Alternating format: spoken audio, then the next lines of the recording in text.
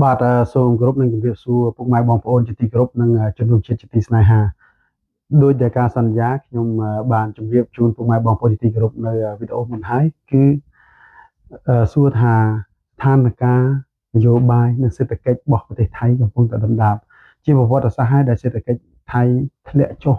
ជាគំហុករហូតដល់យើងអាចរាប់ថាបើចំណាត់ថ្នាក់ពីលើនៅក្នុងតំបន់វិញនៅក្នុងអាស៊ានវិញមិនសូវឃើញប៉ុន្តែបើរាប់ពីក្រោមមកនឹងឃើញប្រទេសថៃលឿនអញ្ចឹងហើយសួរថាចុះថៃបញ្ហាសេដ្ឋកិច្ចកំពុងតែមានរបៀបនេះ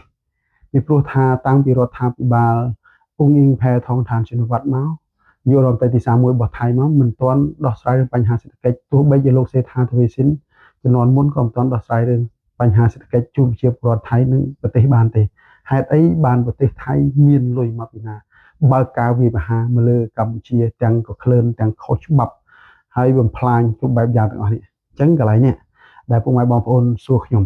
អញ្ចឹងវីដេអូនេះខ្ញុំឆ្លើយតបនៅអ្វីដែលជាចំណុចសំខាន់មួយចំនួនតេតិនជាមួយនឹងតើថៃបានលុយមកពីណាឬបានថវិកាមកពីណាក្នុងការដែលចំណាយក្នុងការវាយប្រហារមកលើកម្ពុជាទាំងខុសច្បាប់ហ្នឹងបានលុយមកពីណាអញ្ចឹងហើយសូមបញ្ជាក់បន្តិចថាសេដ្ឋកិច្ចរបស់ថៃតាំងពីនាយករដ្ឋមន្ត្រីជំនាន់លោកប្រយុទ្ធច័ន្ទអូឆាមកចាប់ផ្ដើមដាំក្បាលចុះហើយយើងគិតមកថាតាំងពីជំនាន់កូវីដមកក៏ដោយតាំងពីមុននឹងតិចក៏ដោយគឺចាប់ផ្ដើមចុះជាបន្តបន្ទាប់ហូរហែហើយអញ្ចឹងជំនាន់ប្រយុទ្ធក៏ធ្លាក់ចុះជំនាន់លោកសេដ្ឋាទ្វេសិនក៏ធ្លាក់ចុះជំនាន់អង្គអ៊ីងផែថងឋានชินวัตรក៏ធ្លាក់ចុះហើយមកដល់ជំនាន់អនុทิននេះយករដ្ឋមន្ត្រីកាលនេះគេថាត្រឹមតែ2 3ខែ4ខែត្រឹមលេខសភាហ្នឹងតែបានតែ2ខែហ្នឹងក៏មិនដឹងទៅដោះស្រាយបញ្ហាសេដ្ឋកិច្ចយ៉ាងម៉េចនឹងបានដែរតែអ្វីដែលសំខាន់សួរថាការវាយប្រហារលើកម្ពុជាចំនួន2លើករយៈពេល5ថ្ងៃរយៈពេល21ថ្ងៃនេះបានថវិកាមកពីណាហើយខ្ញុំបានធ្វើคลิปវីដេអូមុនឲ្យថាក្នុងមួយថ្ងៃពីមុនបើការវាយប្រហារលើខាងកម្ពុជាទាំងកក្លិននិងខុសច្បាប់ហ្នឹងគឺចំណាយថវិកាមិនច្រើនទេប៉ុន្តែលើកទី2នេះគឺច្រើនមិនជាង100លានដុល្លារក្នុងមួយថ្ងៃអញ្ចឹង21ថ្ងៃពុកម៉ែបងប្អូនគុណតាមនឹងទៅឃើញហើយថាប្រមាណពាន់លានដុល្លារខណៈពេលដែលសេដ្ឋកិច្ចរបស់ថៃកំពុងតែធ្លាក់ចុះអញ្ចឹងហើយសូមបញ្ជាក់ថាបានថវិកាមកពីណាពីក្រោយខ្នងពីព្រោះខ្ទង់ថវិកាចំណាយប្រចាំឆ្នាំទៅលើវិស័យកងទ័ពរបស់ថៃឬក៏ប្រាក់បំរុងកងទ័ពរបស់ថៃមានកំណត់ហើយការវាយប្រហារលើខាងកម្ពុជានេះគឺច្រើនលើសលប់អ្វីដែលសំខាន់លើសពីនឹងទៅទៀតនោះគឺពុកម៉ែបងប្អូនបានសួរថាបានលុយមកពីណាយើងនិយាយស្រួលស្ដាប់ពីព្រោះខ្ទង់ថវិកាចំណាយប្រចាំឆ្នាំទៅលើវិស័យកងទ័ពមិនច្រើនទេប្រហែលជាបើសួរប្រហែលលានដុល្លារក្នុងមួយឆ្នាំប៉ុន្តែសួរថាខ្ទង់ថវិកានោះបានអនុម័តនៅមិនទាន់អនុម័តតាំងពីរដ្ឋាភិបាលមុនមកម្លេះអញ្ចឹងយោធារបស់ថៃបានលុយមកពីណាកន្លែងនេះហើយជាកលឹះសំខាន់ដែលពុកម៉ែបងប្អូនចង់បញ្ជាក់ថាប្រហែលជាសរិនថននៅពីក្រោយខ្នងសរិនថនមានលុយក៏សមដែរប៉ុន្តែលុយនេះជាចំនួនលុយលើសលប់ពីព្រោះថាដូចខ្ញុំបញ្ជាក់អញ្ចឹងជាង100លានបាតក្នុងមួយថ្ងៃអញ្ចឹង21ថ្ងៃគុណ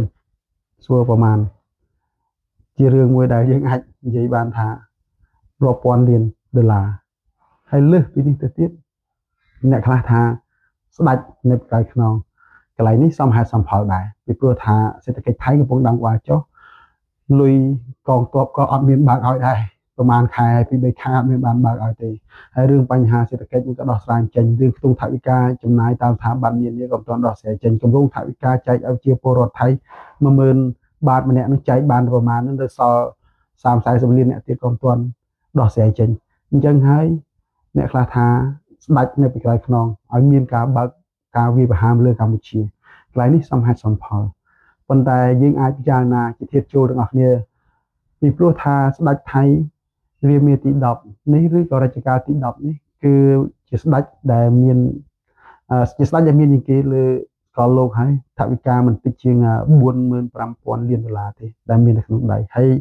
សួរថាលុយទាំងអស់នេះបានមកពីណាគឺតពីរាជវង្សមុនហើយនឹងខ្ញុំនឹងធ្វើคลิปវីដេអូក្រោយទៀតពាក់ព័ន្ធជាមួយនឹងសាច់ថៃបានលុយមកពីណាទោះបីជា ប្រទេសថៃមានមាសអង្កលរហូតដល់250តោនក៏ដោយប៉ុន្តែមិនបានយកមាសនេះមកក្នុងការដែលចំណាយការវាយប្រហារទាំងខុសច្បាប់មកលើកម្ពុជាទេអញ្ចឹងរឿងនេះសបញ្ជាក់ឃើញថាយោធាជាមួយនឹងស្ដេចត្រូវគ្នាជាមួយនឹងយុរដ្ឋមន្ត្រីរួមដៃគ្នាបើកការឈ្លានពានមកលើកម្ពុជាអញ្ចឹងកន្លែងនេះហើយការឈ្លានពានដែលខុសច្បាប់នេះហើយដែលប្រទេសថៃអត់ហ៊ានប្រឈមមុខនៅការប្រទេសអញ្ចឹងបាទខ្ញុំបញ្ជាក់ថារដ្ឋាភិបាលថៃនិងស្ដេចថៃហាក់បីដូចជាកំពុងជិះនៅលើខ្នងខ្លានៅឡើយដែរចុះពេលណាខ្លាខំពេលហ្នឹងអញ្ចឹងអនុทิននៅបន្តជិះនៅលើខ្នងខ្លាបន្តទៀតបើសិនជាមិនជិះទេចុះខ្លាខំស៊ីអញ្ចឹងរាល់ថ្ងៃនេះអនុทิនត្រូវតែបន្តក្នុងការដឹកនាំរដ្ឋាភិបាលបន្តទៀតទោះបីប្រើវិធីសាស្ត្រមិនអីមិនក៏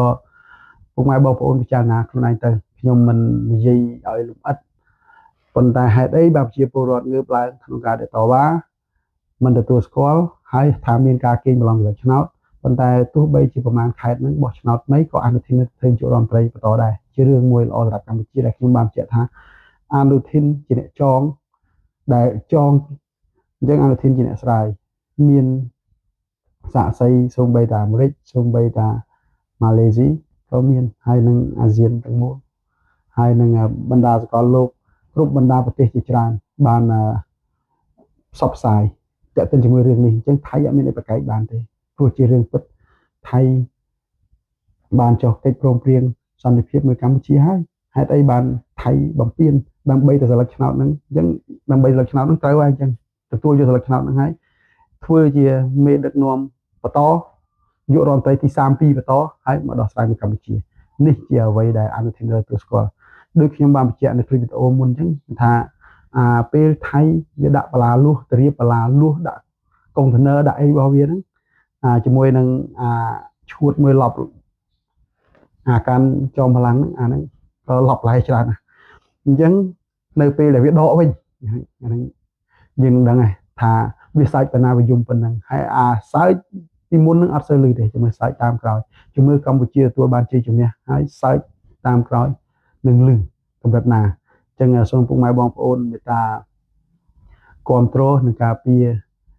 ជាតិយើងទាំងអស់គ្នាជាមួយនឹងឋានដឹកនាំពីព្រោះការជឿជាក់លើឋានដឹកនាំរបស់យើងជារឿងមួយដែលត្រឹមត្រូវបំផុតសម្រាប់ឋានការនេះពេលបច្ចុប្បន្នពីព្រោះថ្នាក់ដឹកនាំលោកមានវិធីសាស្ត្រនិងមានកលឹះពីព្រោះថាកម្ពុជាបានបំបាក់មុខមាត់ថៃច្រើនលើកច្រើនសារមកហើយតាំងពីសម័យព្រះបរមរតនកោដ្ឋនៃយើងព្រះវរបិតាសន្តិភាពជាតិយើងលោកទាមទារឯករាជ្យពីបារាំងយកឈ្នះលើថៃឲ្យថៃដកបលាលួសចេញពីសាព្រះវិហារហើយសម័យសម្ដេចតេជោក៏បង្ហាញឲ្យឃើញពីមុខមាត់ថៃនឹងទង្វើដ៏ធូរថ្លៃរបស់ថៃច្រើនលើកច្រើនសារហើយអញ្ចឹងបើទៅមុខទីទៀតសម្ដេចតេជោនិងសម្ដេចធិបតីធ្វើឲ្យថៃដកបលាលួសចេញពីនៅអ្វីដែលខ្លួនកំពុងតែឈរប្រកាសក្តែងនឹងបានទៀតនេះជារឿងមួយដែលយើងអាចនិយាយបានថាជាជ័យជំនះធំជាមុខមាត់ធំសម្រាប់ជាតិយើងខណៈពេលដែលអន្តរជាតិកំពុងតែគ្រប់គ្រងកម្ពុជាគ្រប់គ្រងខ្លាំងមែនទែនសម្រាប់កម្ពុជានៅពេលបច្ចុប្បន្នដល់ថ្នាក់ថៃថាអន្តរជាតិគ្រប់គ្រងទៅកម្ពុជាហេតុអីបើគ្រប់គ្រងកម្ពុជាតាមពិតអន្តរជាតិគ្រប់គ្រងភាពត្រឹមត្រូវរបស់កម្ពុជាអញ្ចឹងកម្ពុជាត្រូវការយុត្តិធម៌ពីអន្តរជាតិពីព្រោះកម្ពុជាអត់បានធ្វើខុសទេអញ្ចឹងអ្នកធ្វើខុសគឺជាថៃដែលបើកការឈ្លានពានទន្ទ្រានមកកម្ពុជាទាំងខុសច្បាប់រាប់សិបគីឡូបំផ្លាញហេដ្ឋារចនាសម្ព័ន្ធរបស់កម្ពុជាច្រើនណាស់អនុทินត្រូវតែសងជាតិថៃទាំងមូលត្រូវតែសងបើមិនសងទេក្រែងលោប្រទេសថៃវិនិច្ឆ័យទៅពីព្រោះធ្វើបាបច្រើនណាស់សម្រាប់ប្រទេសថៃនេះមិនមែនជាការដាក់ទង្វើទេប៉ុន្តែរឿងពិតអាចនឹងទៅជាអញ្ចឹងសូមពុកម៉ែបងប្អូនកុំភ្លេចតាមដានវីដេអូខ្ញុំជាបន្តទៀតខណៈពេលនេះសូមអរគុណ